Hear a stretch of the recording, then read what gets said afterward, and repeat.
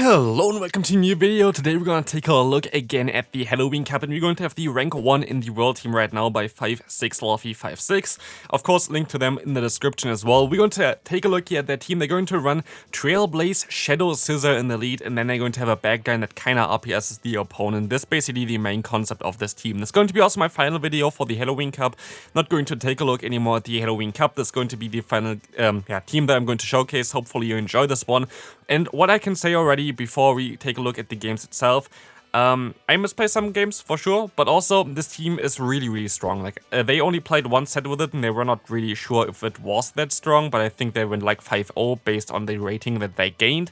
So definitely a strong team there as well. For me it worked out super well. Could have played some stuff a little bit better, but first game already a win. Moving on to the next one, let's take a look what they're going to run here. I played this team for a total of 4 sets here and definitely went way positive with this team. Not every battle is in there. I also didn't want to make like a 30-minute video for this current one here, but we're going to be able to go for a Night Slash against the opponent's Golbat, get an early shield advantage while aligning our Mandibuzz, which does not want to face, of course, the Carbing in the back.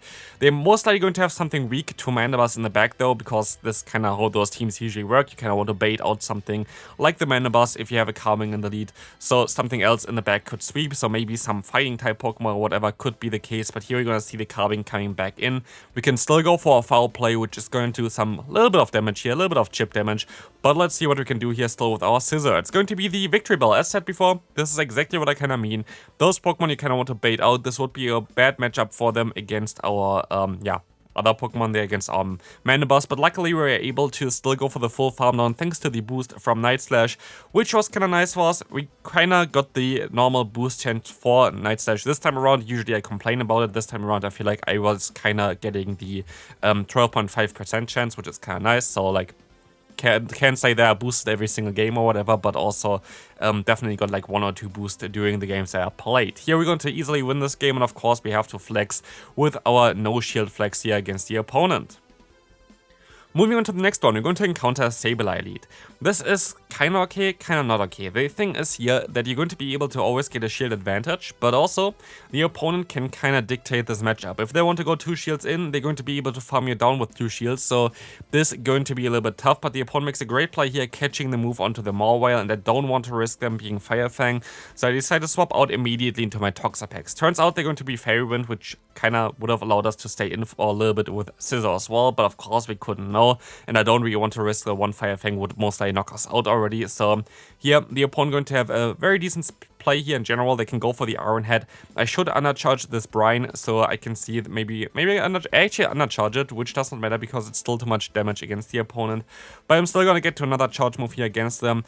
Going to try to get the shield, which works out fairly well, and I can just try to swap perfectly into my Mandibuzz. Let's hope that they don't have a Carbing in the back. Let's see what they're going to have in the back. It's going to be a Granbull, and while this is not a Carbing, this is actually going to be fairly fine, as I can just go ahead and go for an Aerial Ace. This is going to get a lot of damage onto the opponent. We can go for the near full farm down, as we can swap into our Scizor.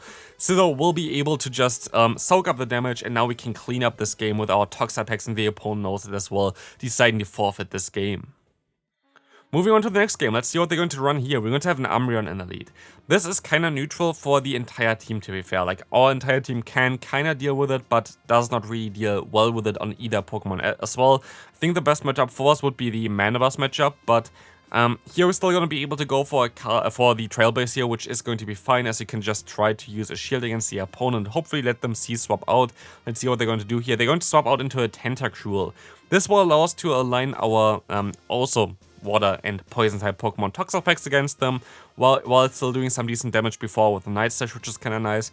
Usually if you need to say swap in this team, usually you kind of want to say swap with your Toxapex, in my opinion. I sometimes made some mistakes where I went for the Mandibuzz as a say swap, and I have to say a lot of times I just got completely hard countered by a Carbing, so definitely don't want to use that one. It's just for me, I put it into the wrong slot. For me, always the bottom slot is the slot I use for the say swap. Let me know in the comment section what slot you use. Like, do you use the top slot or the bottom slot? For me, Mainly because I was a player that played early on here. By the way, I made a great play by basically predicting that there was something weak against poison types in the back by swapping out into my Scizor and still aligning my Toxapex like this.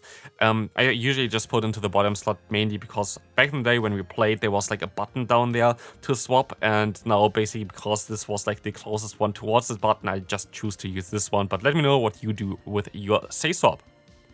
Next Pokemon is going to be, again, most likely the worst possible Pokemon to encounter for this team, which is going to be the Charger Bug. Charger Bug is just very difficult for this team. It's a fairly common Pokemon as well, so that's definitely the most trickiest matchup for this entire team here. They're going to go for Crunch. Luckily, they don't get the debuff, but we can still go ahead and go for a Charge move here, which is going to get shielded, which is fine. I can let this move go through now. And I'm going to decide to just let also the next move go through against my Toxapex. And just decide to not use a shield here, I think. Yeah, I'm just going to let this move go through, hoping that maybe the energy advantage is going to help me. But of course, they're going to do a ton of damage here, and the opponent decides to swap out into a Wormadam, and now I have to hope that my Manabuzz can win this game. And it's going to be a close one. It's not over yet, but the matchup against the Obstagoon is a little bit tricky. Obstagoon kinda got more play nowadays, which I find kinda interesting. Of course, usually losing fairly hard against Pokemon like the Carbink, like the Toxapex, so not really the most common Pokemon usually, I thought, but actually I played against quite a few today, so maybe it's coming a little bit more commonly now. But we're going to be able to just go ahead and go for another Aerial Ace and try to farm all the way down, but it's not looking too good for us, as we're going to be able to use a shield against the Cross Chop, but yeah, they're still going to have the Wormadam. My only play here is to hope that I can somehow catch like a Charge move or something, which would be nice, so I decided to go for a few more fast moves here. I waited a little bit as well, but it didn't work out. The opponent is not going for a Charge move yet, and now they can overfarm by quite a bit. They can just use a shield here if they want to against my Charge move from my Toxapex, and they decide to use that exactly, and now we're going to forfeit this game. Next game coming up, let's see what they're going to run here. They're going to swallow on these. We're going to be able to just go ahead and go for the Night Slash here, of course, which is going to actually get the boost, which is kind of nice here. So again, I kind of got the boost more commonly, I think kind of in odds if I look at every game basically that I played, so that's kind of fine. You're going to be able to just go ahead and go for Night Slash now, which is going to be very cool, as the opponent is going to throw a Charge move, most likely a Brine at my Toxapex, and you see already the damage. That's basically as much as like 3 or 4 Poison Jabs are doing, which is just absolutely wild. Honestly, catching a Brine here is always so satisfying, doing next to no damage. Of course, Sludge Wave does a little bit more, as we can see here, but I can go for my own Sludge Wave, forcing the opponent to either go down here or to use a shield, but they're most likely going to just, yeah, let this Pokemon go down, giving me more energy as well. And also we're going to get out the Jellicent, which is going to be a great matchup later on for my Manabuzz. So this is looking fairly decent for us. We can just go ahead and go for some more Brine damage here. We just cannot try to weaken the opponent. At this point, our play is to hope that we can just win with our Manabuzz in the back, because we know already the entire team. But also we still have to get rid of a little bit of this Swallowed, as they're going to go ahead and let this move go through. And this is amazing for me, as I can let this move go through as well. And now just my Manabuzz basically against the opponent in the back. And I kind of want to be a little bit funny here. And I want to go ahead and win this game without using a shield on my own side, but also without giving the opponent the opportunity to use a shield. So what I'm going to do here is I'm going to let every move go through just for fun. Of course, I could just use my shield. If it still gets scary, I can still use my shield later on. But as you can see here, I'm just deciding to stay in and just try to go for as many Aerial Aces, as many Air Slashes here as possible. And I'm going to try to knock off the opponent here with the Toxapex, so I can actually flex with 2 shields on both sides. Moving on, let's take a look at the next opponent. We're going to have a Runerigus in the lead. This is actually a little bit awkward. I wonder if this is like something which would be better with better IVs on the Scizor. My IVs are actually kind of okay, but as you can see here, the opponent would be able to win this in the 2-shield scenario, so I decided to let this move go through. And I hope that this was a Sand Tomb, and yeah, it wasn't. So this is the thing as well. Most likely if I shield there, I would have been able to realign. But if the opponent just went for a Sand Tomb, they would have been able to definitely basically realign on the 2-shield scenario. So great play by them though. Definitely was working out fairly well for them, as we can still go ahead and go into our Toxapex now to counter the opponent's Toxapex, our favorite mirror. But at least here for this mirror we have some fast move pressure, which is kind of nice. So but it's not going to take too long. We can just go ahead and go for a Charge move there. And the opponent going to just retaliate again with our Sludge Wave. It's just Sludge Waving each other. as we have some lag there as well, we can just try to go for another Sludge Wave here coming up. Let's see if this is going to get the knockout. Most likely not quite yet. No, it actually did already get the knockout. So I can swap out now into my Mana Burst, trying to catch a move here, which is going to be the Sand Tomb. Let's see what they're going to run in the back. It's going to be the Charger Bug, and it's going to be a very close game. Maybe, just maybe, there's still a chance of winning this for me, but I can still go for the foul play. The opponent going to let this move go through, and I'm going to go for the Aerial Ace, hoping that the opponent decides to use a shield here, because I think that the Charger Bug is the most valuable Pokemon. Turns out they don't, and this is not really looking too good for us. Now, as the opponent goes for more charge moves, I try to swap out here. As you can see on the right side, I'm clicking on the Pokemon and I can swap out in time, knocking them out, but I still have to reach a Brine, otherwise I'm going to lose, and it's going to be a CMP tie that is going to decide this game. Otherwise, I still had definitely a decent chance of winning this game, but like this, there is no lot that I can do. They can go for the charge move here. It's going to be even the Shadow Ball, and this is going to be it for this game, and we can move on to the next one. Next game coming up, we're going to have a great lead here for Scizor. We're going to have a Calming against us. So the opponent decides to swap out into the Greninja. And I stay in for a little bit too long here. Mostly I should have swapped out earlier. But as you can see here, we can still go for the Trailblaze if I wanted to, but I didn't. Trailblaze would have allowed us at least to get the knockout if they would have let this move go through, or get the shield back basically. But I kind of wanted to keep the Trailblaze for later on for the Calming matchup, as I expect that they're going to be weak against us in the back anyway. So as you're going to see here, we're going to be able to let the Night Slash go through, and the opponent gets a boost, which does not matter luckily, as we can farm them down in time. But as you can see, the opponent is going to go into a Charger Bug, which is going to be a little bit of a trickier one here, as we can go for the Sludge Wave. This is going to do some decent damage. I can try to go for a Brine in order to get them a little bit lower as well. But as we're going to see, they're going to use a shield here. So this is going to be a tough one. I have to keep my Scizor basically fairly healthy, because we know that the opponent is going to have the Calming there.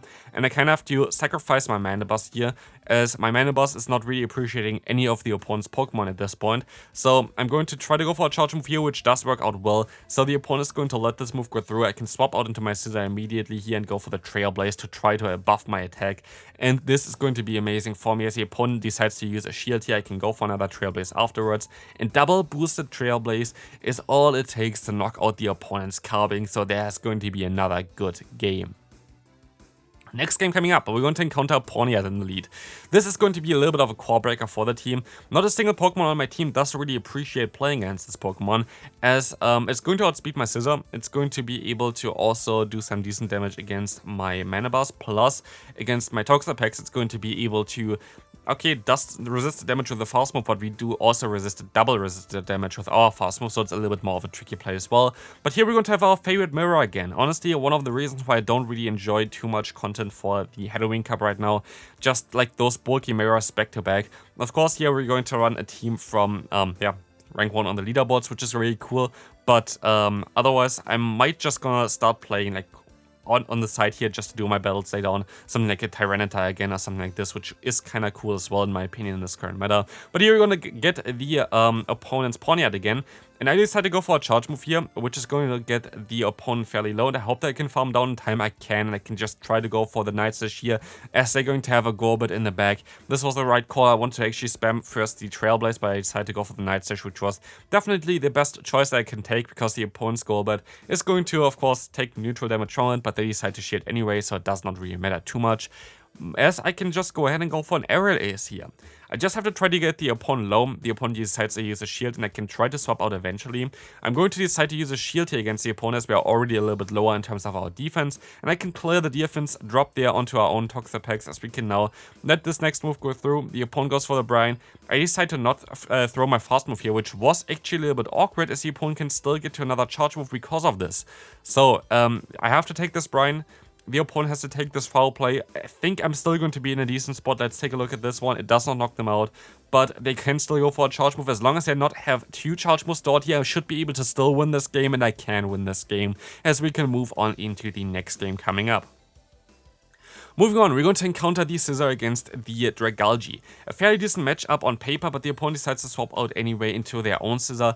Most likely having an Escavalier in the back with this as a safe swap, I would imagine. So let's see what we can do here. We're going to be able to just go ahead and go for a charge move, or like go for the catch here onto the opponent's charge move with our Mana Burst, which is going to be amazing, as we can try to go for an Aerial Ace against the opponent, which should already be enough to knock them out from this range, as our Air Slash is doing a ton of damage. They're going to get the boost here, but we can still go ahead and go for another charge move. move, which is going to get the knockout against the opponent as they decide to let this move go through. They're going to have an Azumarill in the back, which is amazing for me because this kind of means already that we're going to be able to win this game.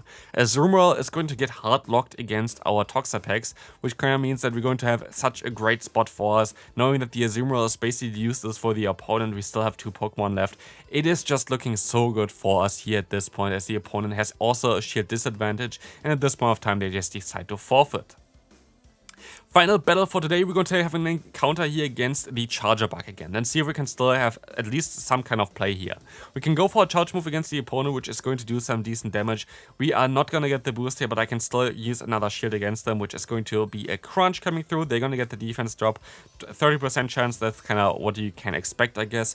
We're going to be able to go for another charge move here, which is going to get the shield, and they decide to go for their own one, which I'm going to let go through. And here we're going to now see that we can go ahead and go into our Toxapex, and I have to hope that they're not running the Discharge. Like, if I would run Charger Bug right now, I would just get rid of Discharge over basic Crunch here. Crunch would be a little bit better in my opinion.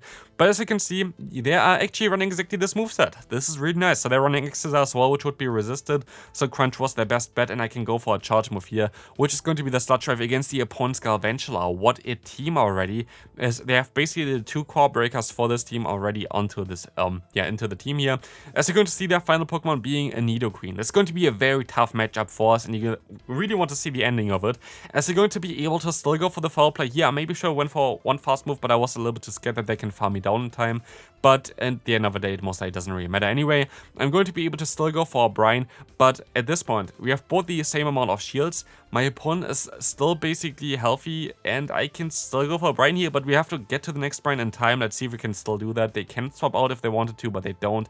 So we can knock out the Nidoqueen, but it's still not over yet, as the opponent still has their 1 Pokemon here, and we can knock them out and win this final game. So thanks for sharing this team to me. It was a lot of fun to play this. Definitely some great team here to climb, and I hope I see you in the next video. Bye bye.